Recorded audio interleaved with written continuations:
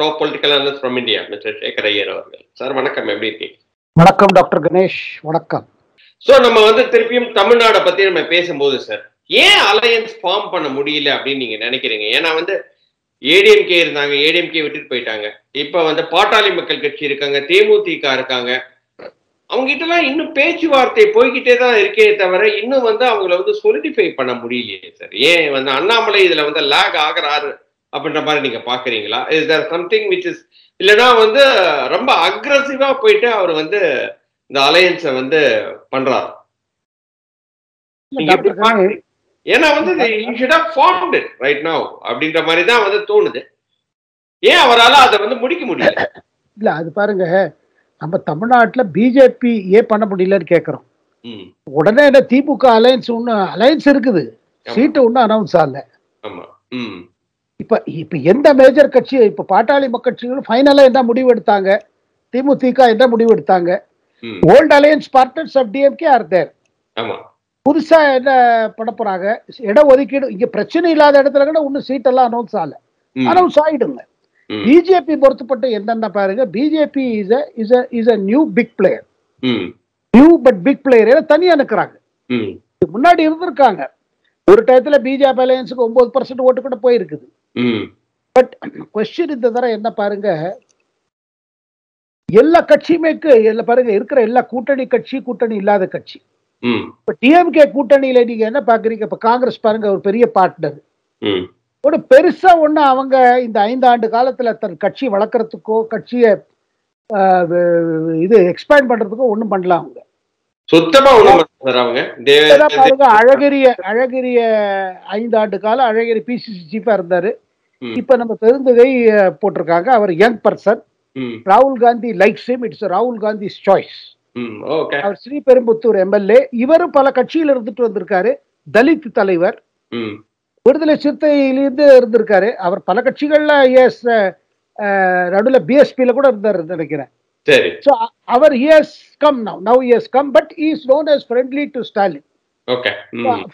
ஸ்டாலினோட நல்ல, ஏன்னா அவர் எம்எல்ஏ வேற இல்ல, சட்டசபை உறுப்பினர் இல்ல. அதனால பாருங்க, அங்க காங்கிரஸோட பொசிஷன், நான் என்ன சொல்றேன், தேசிய கட்சிகள் பார்க்கும்போது you compare with Congress. Congress பாருங்க, they dare not think of going alone. அவங்க தனியா போறாங்கன்னா டெபாசிட்டே வாங்க மாட்டாங்க. அந்த மாதிரி ஒரு நிலைமை நமக்கு வரவே கூடாது. நம்ம அப்புறம் கூட்டணியில மரியாதை எப்ப கிடைக்கும்னா, you have your own pace. இப்ப பாருங்க என்னன்னா, இந்த கூட்டணியிலேயே ஒரு ஃபார்முலா என்ன பாருங்க, சில கூட்டணி ஜாதி அடிப்படையினால ஒரு கட்சியை சேர்த்துப்பாங்க. பட் அதுக்கு மேல நீங்க ஏதாவது எக்ஸ்ட்ரா பிரீமியம் கொண்டுறீங்களான்னு பாக்குறாங்க. கூட்டணிங்கிறது பாருங்க, it's a pure mathematics and chemistry and politics. இப்ப அதுல பார்க்கும்போது காங்கிரஸுக்கு சில ஓட்டு இருக்குன்னு ஒரு நம்பிக்கை இருக்குது. ஒரு டயத்துல 10% நாங்க, 9% நாங்க, 8% நாங்க. இன்னைக்கு தேதி என்னன்னு தெரியாது. பட் காங்கிரஸ் இஸ் ஆல்சோ ஒரு கெமிஸ்ட்ரி ஃபார் டிஎம்கே, அது சொல்லுவாங்க. பட் மற்ற கட்சிகளுக்கு எல்லாம் பாத்தீங்கன்னா ஜாதி அடிப்படை கட்சிகள் அதிகமா இருக்குது. இப்ப பிஜேபி பொறுத்து மட்டும் பாருங்க, ஒரு குறிப்பிட்ட ஜாதின்னு கிடையாது. they don't have any particular caste. they are coming with national banner. அப்படி வரும்போது பாத்தீங்கன்னா this party has to work very hard. அவங்க என்ன நினைக்கிறாங்க, இப்போல இருந்து நம்ம இப்படி உழைச்சிட்டு இருந்தா நமக்குன்னு ஒவ்வொரு மாவட்டத்திலயும் ஒவ்வொரு தொகுதியிலையும் நமக்குன்னு ஒரு கேடர் ரேங்க் அண்ட் ஃபைல் இது பண்ணாதான் நமக்கு ஃபியூச்சர்ல ஈவன் ஃபார் எனி கூட்டணி any party will respect us. And எப்போது பிரதமர் என்ன சொல்லுவானா, ஏய் சை சமயம்பர், இதுதான் கரெக்ட் நேரம். ஏய் சை சமய, அதாவது எது நம்ம தொடங்கணும்னாலும் இதான் கரெக்ட் நேரம்.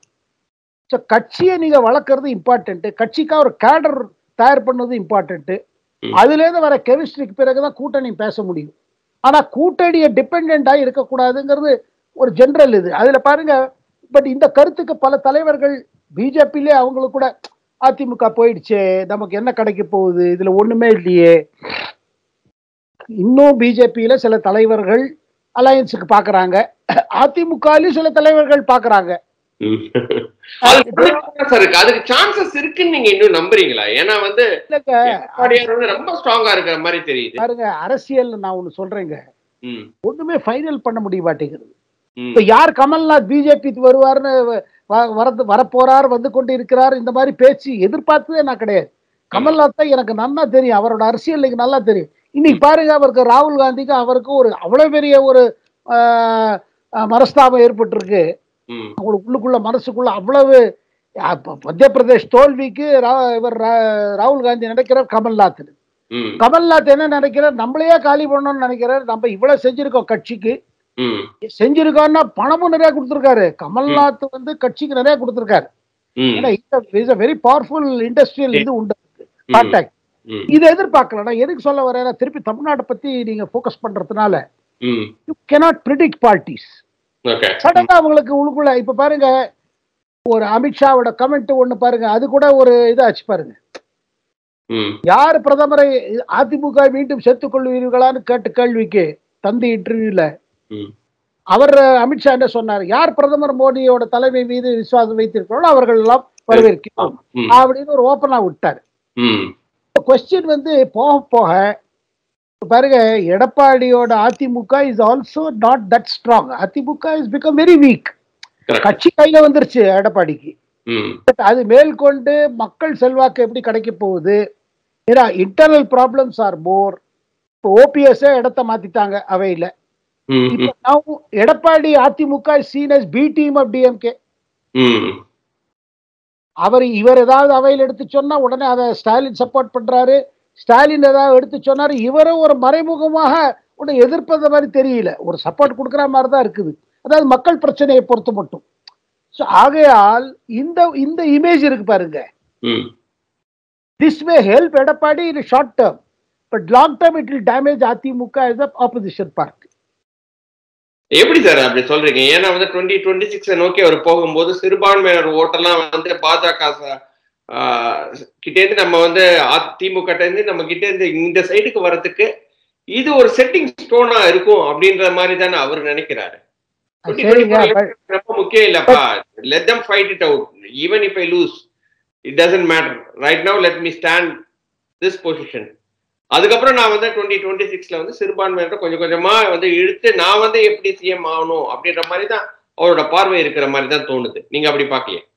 பார்வை இருக்குது, ஆனா செயல் அப்படி இல்லை. காரணம், ஒரு எதிர்கட்சிங்கிறதுக்கு ஒரு அக்ரஷன் வேணுங்க. Where is that aggression? சுத்தமா இல்ல சார். அதுல வந்து அது நிச்சயமா பாருங்க, இந்த அக்ரஷன் இல்ல வச்சுக்கோங்க. If you don't have this aggression, அது எந்த காரணத்துக்கு அக்ரஷன் இல்ல எனக்கு புரியல. அது அவர் பர்சனாலிட்டி அந்த மாதிரி இருக்குதா, இல்ல ஈஸ் இன் கோசி கட்சி நம்ம கிட்ட வந்துருச்சு, நமக்கு வி ஹேவ் டைம் நம்ம பண்ணிக்கலாம்னு நினைக்கிறாரு. பட் பப்ளிக் பர்செப்ஷன்ல அது ஆல்ரெடி உங்களுக்கு பாத்தீங்கன்னா ஒரு ஃபீலிங் என்ன இருக்கு, is not pudding up a good fight. அந்த அக்ரஷன் இஸ் மிஸ்ஸிங். அப்புறம் என்ன பேசிக்கிறாங்க, அதிமுகவுக்கும் அதாவது எடப்பாடியோட அதிமுகவுக்கும் திமுகவுக்கும் தேர் மே பி an understanding. பாருங்க, நம்ம ரெண்டுமே we are regional parties. BJP is an outsider. So we will have to நம்ம ரெண்டு பேரும் ஒன்னா சேர்ந்து அவரை காலி பண்ணுவோம். அதுக்கப்புறம் நமக்குள்ள we will can have நீங்க இருங்க 5 வருஷம், அப்புறம் நான் 5 வருஷம் இருக்கும். Let us face the external threat. அந்த மாதிரி கூட இல்ல, அந்த மாதிரி ஒரு பேச்சு இருந்துட்டு இருக்கு. இல்ல அந்த நம்ம தான் we are partners. பங்காளி நம்ம தான் தமிழ்நாடு அரசியல் பொறுத்த மட்டும். இந்த பிஜேபிக்கு இடம் வளர்த்த கூடாது, பிஜேபி வளரக்கூடாது அப்படின்னு அவங்க இது பண்ணிக்கிறாங்க. இது பப்ளிக்கும் பாக்குறாங்க. பப்ளிக் என்ன பாக்குறாங்க, they expect Edappadi to fight DMK fully. அப்ப அப்படி இருக்கும் பொழுது should he leave BJP? He shouldn't leave BJP at least for this election அப்படின்ற மாதிரி தான் வந்து தோணுது. இப்ப என்ன ஃபீலிங் என்னன்னா, இவர் இப்ப ஒரு அலையன்ஸ் இல்லாம பாருங்க என்ன ப்ராப்ளம் வரும் பாருங்க. ஐ எம் ரிப்பீட்டிங் திஸ், முன்னே நம்ம சொல்லியிருக்கோம் டாக்டர் கணேஷ். இந்த லோக்சபா தேர்தல் எடப்பாடிக்கு ஒரு பெரிய சேலஞ்ச் இது. இஃப் அதிமுகவுக்கு if they are not able to win good decent number of Lok Sabha seats, Edappadi லீடர்ஷிப்புக்கு சேலஞ்ச் ஆரம்பிக்கும் திருப்பியும். இட் இஸ் a பாராளுமன்ற தேர்தல். whereas பிஜேபிக்கு இந்த தடவை ஒண்ணுமே பண்ண முடியலனா கூட they would not have lost the cause. கேடர் ரெடியா இருக்குது. There are people genuinely attracted to BJP and they are not going to come because you are giving 500,000 rupees. நிச்சயமா அது நடக்காது. And lot of them இன்னைக்கு அண்ணாமலை போகும் பொழுது நீங்க பாத்தீங்கன்னா அவர் யாத்திரையில lot of young people are there. People who have seen DMK, people who have seen AIADMK looking at it. இது ஒரு third alternative வேணும். And there are many people in Tamil Nadu, Dr. Ganesh, who are impressed with Modi. அவரோட நாட்டுக்கு என்னதான் எனக்கு எங்கிட்ட பிரைவேட்டா சொல்றாங்களே sir, I have seen many fellow journalist from Tamil Nadu tell me, என்ன சொல்றாங்க, இல்லைங்க நாங்க இங்க எங்க சேனல்ல we have to support DMK compulsions, but we cannot ignore the fact, நம்ம அதை மறுக்க முடியாது. பிரதமர் தலைமையில நாட்டுல பெரிய பெரிய சீர்திருத்தங்கள் ஏற்பட்டு இருக்கு, நாடு போகும் பாதை சரியான பாதை, பிரதமர் சொல்றது சரிதான், அவர் நிறைய மாற்றங்கள் கொண்டு வராரு, அவரோட லீடர்ஷிப்புக்கு நம்பிக்கை இருக்குது. இங்க பாருங்க, people who are saying this also know it.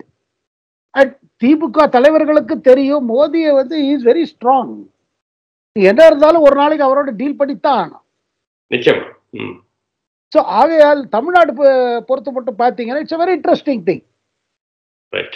இல்ல சார், இந்த அலையன்ஸ்ன்னு வரும்போது ஒருத்தர் ஸ்பெசிபிக்கா கேட்டிருக்கிறாரு, பிஜேபியை ஒடுக்க தான் வந்து இந்த அலையன்ஸ் வந்து நிச்சயமா வந்து பாருங்க, பாட்டாளி மக்கள் கட்சியும் தேமுதிகவும் ஏடிஎம்கேவோட தான் போகும். Because the strategy is to weaken BJP.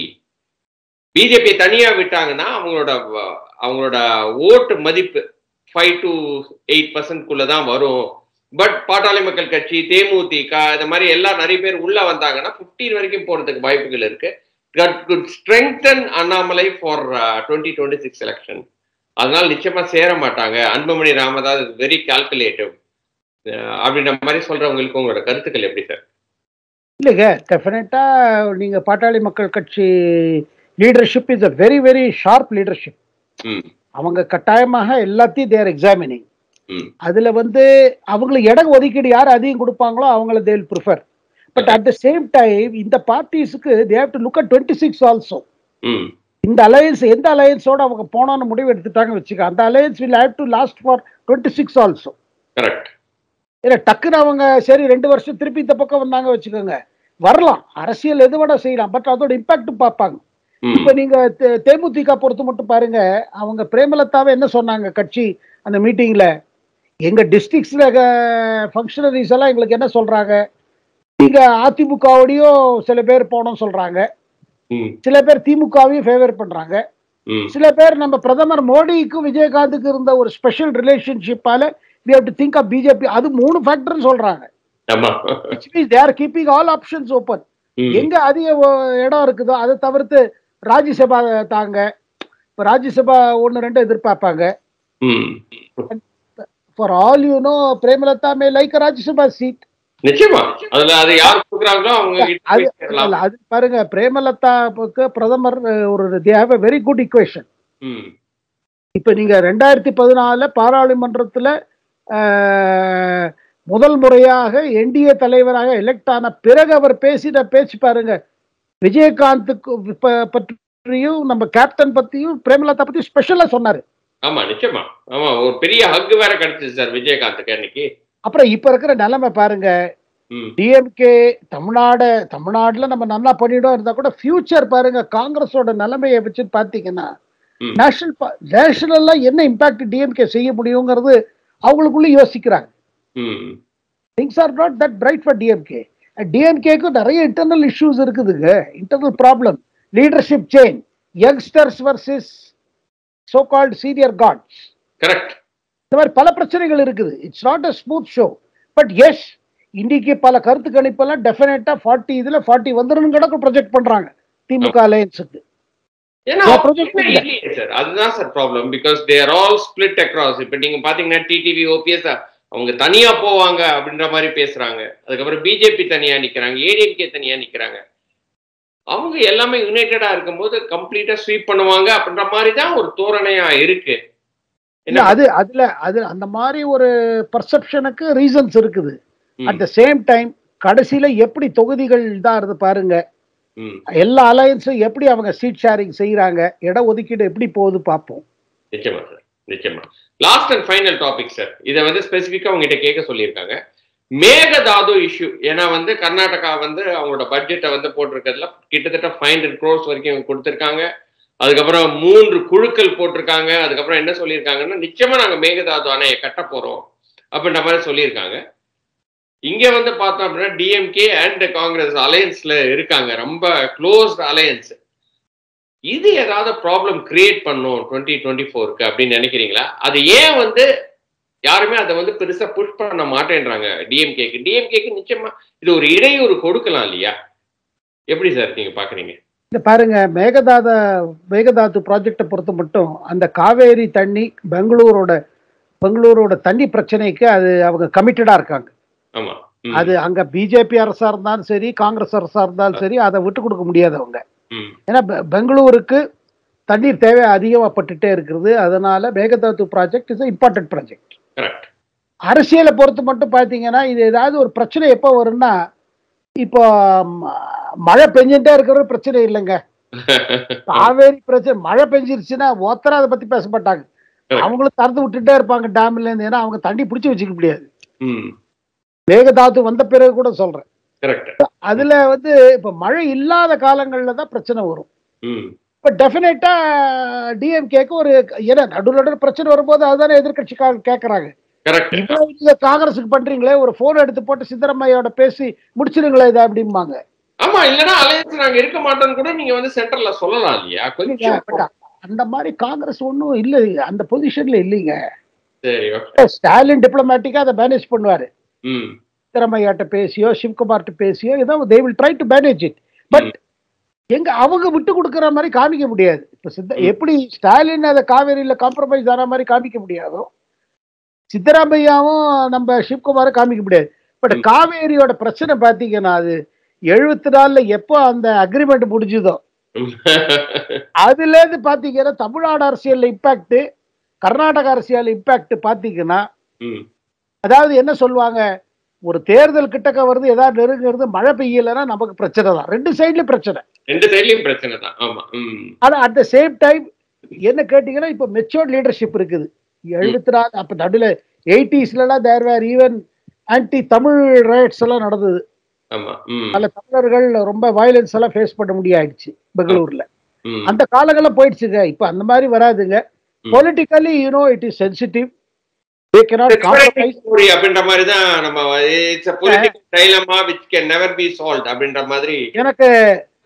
எனக்கு ஞாபகம் இருக்குது, கர்நாடகா முதல்வர் எஸ்.எம். கிருஷ்ணா சொல்லுவாரு, எகிட்டே சொல்லியிருக்காரு, நான் டிஎம்கே தலைவர்களுக்கும் தமிழ்நாடு தலைவர்களுக்கும் ஜெயலலிதா இருந்த போது அவங்க டீல் பண்ணிருக்காங்களே, நான் சொல்வது என்னன்னா, நீங்க ரொம்ப சத்தப்படாம இருங்க, நான் தண்ணி அனுப்பிச்சு விட்டுறேன். நீங்க ரொம்ப சத்தம் போட்டு கேட்டு நான் தண்ணி அனுப்பிச்ச பிறகு தண்ணி வந்துருச்சு எல்லாம் கொண்டாடினீங்க, எனக்கு பிரச்சனை. அதாவது இண்டிவிஜுவல் லீடர்ஸோட கெமிஸ்ட்ரிங்க.